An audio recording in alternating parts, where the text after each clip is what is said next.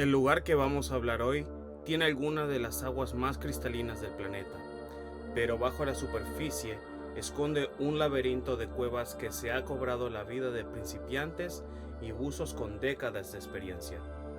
Desde 3 hermanos que entraron a escondidas con linternas, hasta un experto que descendió con un tanque que contenía Caxi oxígeno puro. Hoy vamos a conocer los incidentes más perturbadores de Devil's Spring. Si te gustan las historias reales de expedición y lugares extremos, suscríbete al canal porque cada semana tenemos una nueva historia. Y dicho y eso, comencemos. Hay un cartel bajo el agua, a más de 20 metros de profundidad. No es una advertencia cualquiera, es el aviso que separa a los que vuelven de los que no. Y aún así, año tras año, gente entrenada, gente experimentada, gente que sabía lo que hacía, ha nadado justo al lado de ese cartel y jamás volvió a salir. Advertencia. Este relato contiene descripciones de accidentes en entornos de buceo extremo, situaciones de alta presión psicológica y referencias a muertes en exploración submarina. Como siempre, se recomienda discreción al espectador. Hola a todos, bienvenidos a Tenebrífico. Los incidentes perturbadores del sistema, Devil's Spring. Estamos hablando del sistema Devil's Spring en Florida, un lugar famoso por tener una de las aguas más cristalinas del planeta. Y justo debajo de esa superficie perfecta hay un sistema de cuevas gigantesco que atrae a buzos de todo el mundo. No hablamos de un sitio abandonado o de difícil acceso. Hablamos de un parque privado, abierto al público, donde cualquiera puede pagar una entrada y meterse al agua. Florida es uno de los mejores lugares del mundo para el buceo en cuevas, gracias a la topografía kárstica. Gran parte del suelo está compuesto de roca caliza soluble, y con los siglos, el agua de lluvia disuelve esa roca y forma túneles y sumideros. Con un clima cálido casi todo el año, varios sitios de buceo del estado están entre los más peligrosos del mundo. En el condado de Gilchrist, al noroeste de Gainesville, hay un parque natural de propiedad privada llamado Ginnie Springs. Atrae cientos de miles de visitantes al año. La propiedad tiene 3 zonas de buceo: el ballroom, un manantial en forma de tazón con una reja soldada al fondo que impide el paso al sistema mayor, el río Santa Fe y el sistema Devil's Spring, compuesto por 3 manantiales: Little Devil, Devil's Eye y Devil's Ear. El buceo recreativo está permitido en la entrada, pero solo hasta cierto punto. Más allá, el parque tiene una regla muy particular: prohibición estricta de usar luces. ¿Por qué? Porque una de las grandes atracciones es la claridad absoluta del agua. Se dice que en un buen día, un buzo puede descender hasta donde llega la luz del sol y mirar hacia arriba para contar las hojas de los árboles en la superficie. En los años 60, Jacques Cousteau buceó en Ginnie Springs y la llamó el agua más clara que había visto en su vida. Pero hay un punto donde la luz del sol simplemente deja de llegar. Y ahí es donde entra la regla de sin luces. Si un buzo novato no puede ver, es menos probable que se arriesgue. Es una lógica sencilla, pero solo funciona si la gente la respeta. Y aquí empieza el problema, porque una regla solo protege a quien decide obedecerla. Antes de que el nuevo dueño tomara posesión del parque, ya se habían reportado al menos 28 muertes dentro del sistema Devil's Spring. Con él llegaron nuevas normas y controles, y durante 6 años no ocurrió ni una sola muerte. Pero eso cambió el 11 de agosto de 1986. Gary, Mike y Dennis eran 3 hermanos electricistas de Iowa que se habían tomado unas vacaciones en Florida. En su itinerario estaba Ginnie Springs. Ninguno tenía certificación de buceo, así que el personal les advirtió sobre la regla de sin luces. Un guardaparque se acercó, les preguntó por su experiencia y al enterarse de que no tenían ninguna, repitió la advertencia. Los hermanos aseguraron que no llevarían linternas. Mentían. Llevaban linternas subacuáticas escondidas entre su equipo. No habían viajado hasta uno de los destinos más famosos del mundo para quedarse en la superficie. Lo que no entendieron es que las reglas en estos lugares existen porque alguien, antes que tú, ya murió aprendiendo esa lección. Cuando terminaron de colocarse los tanques y las máscaras, se metieron al agua sin decirle a nadie su verdadero plan. 3 horas después, Glenda, la esposa de Gary, esperaba nerviosa a que los 3 hermanos salieran. No había rastro de ellos. Fue a pedir ayuda y se topó con Wes Skiles, una leyenda del buceo que conocía el sistema como la palma de su mano. Wes también conocía muy bien el trabajo de recuperar cuerpos. Para 1986, ya había sacado a la superficie a por lo menos 20 buzos sin vida. Wes entró por Devil's Ear. Al no hallarlos en la ruta esperada, probó uno de los pasadizos laterales, donde encontró una zona casi completamente enturbiada por sedimento, con visibilidad nula. Justo después de ese tramo, encontró a Gary, solo, ya sin vida. A pocos metros estaban los cuerpos de Mike y Venice. Los 3 tenían sus linternas encendidas. No murieron por falta de luz. Murieron con la luz encendida, en la oscuridad total de una cueva que no perdona errores, desorientados dentro de un laberinto de piedra que ellos mismos decidieron desafiar sin preparación. No es que fueran temerarios sin razón. Subestimaron por completo lo que significa perder la referencia visual bajo tierra, en un espacio donde un giro equivocado puede costarte la vida entera. Después de esta tragedia, las cosas se calmaron durante años, pero todo volvió a cambiar al comenzar el 2001. Alrededor de las 11 de la noche del 7 de mayo, Steve, de 40 años, ancló su bote en el río Santa Fe y se preparó para bucear. Iba solo. Su plan era cartografiar zonas inexploradas. A diferencia de los hermanos, tenía más de 13 años de experiencia, cientos de inversiones en Genie Springs y era instructor certificado. Ya llevaba más de 1,200 metros de pasadizos nuevos cartografiados a su nombre. Justo al entrar al sistema, los buzos se topan con un cartel ominoso: la imagen de la parca. Es uno de los carteles más famosos del buceo en cuevas. En esencia, les dice que den la vuelta antes de que sea demasiado tarde.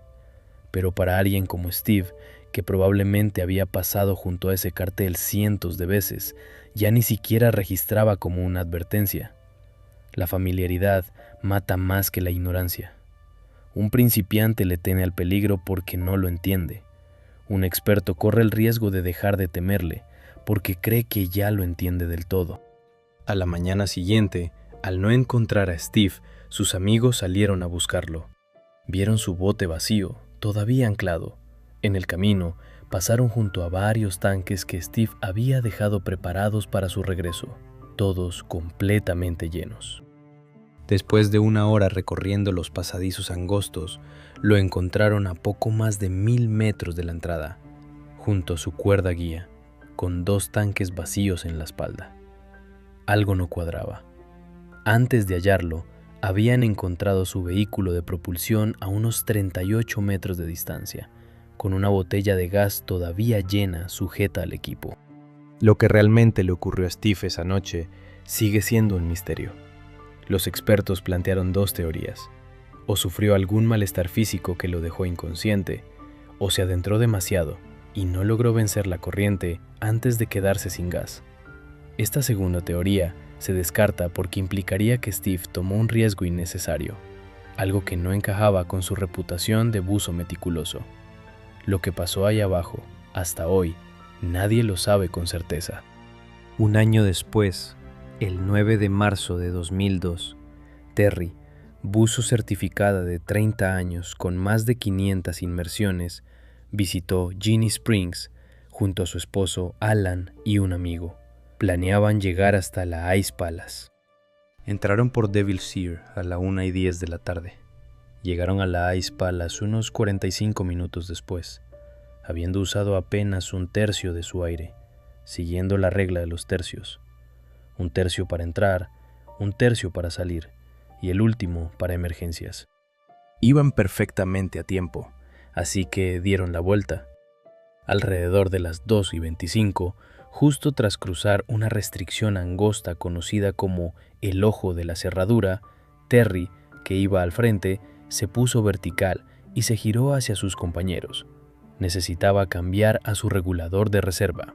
A esa profundidad, cerca de 21 metros, extendió la mano hacia su esposo, y justo cuando él llegó a ella, cerró los ojos y quedó inerte, soltando el regulador de la boca. Alan se sacó el suyo y se lo puso a Terry, pero ella ya no respondía.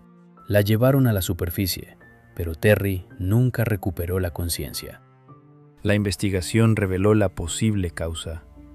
El día de su muerte, los tres respiraban la misma mezcla de gas, compuesta por alrededor de un 38% de oxígeno. Lo particular es que cada organismo reacciona distinto.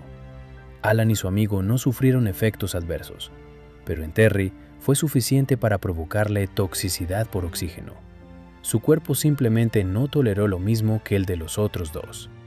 Puedes hacer absolutamente todo bien, seguir el plan al pie de la letra, tener miles de inmersiones en tu historial y aún así tu propio cuerpo puede traicionarte sin ninguna advertencia previa.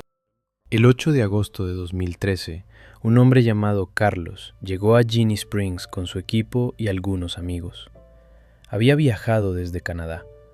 Carlos era un buzo de cuevas experimentado y certificado, pero, según quienes lo conocían, era excesivamente confiado. Mientras preparaba su equipo, uno de sus amigos notó algo extraño en el tanque de oxígeno que Carlos estaba por usar. Tenía escrito MOD 20. MOD significa profundidad máxima de operación, y ese número indica la profundidad, en pies, hasta la cual es seguro usar esa mezcla. La etiqueta decía que el tanque no debía usarse por debajo de 6 metros. Como el plan de inmersión contemplaba llegar mucho más profundo, era un tanque completamente fuera de lugar. Su amigo se lo hizo notar, y Carlos le respondió que el tanque estaba mal etiquetado, y que él mismo lo había llenado con aire de superficie antes de salir de Canadá. Satisfecho con esa explicación, el tema no volvió a mencionarse. Esta es exactamente la clase de decisión que sella un destino. Confiar en la palabra de alguien, incluso cuando la evidencia física frente a tus ojos dice lo contrario.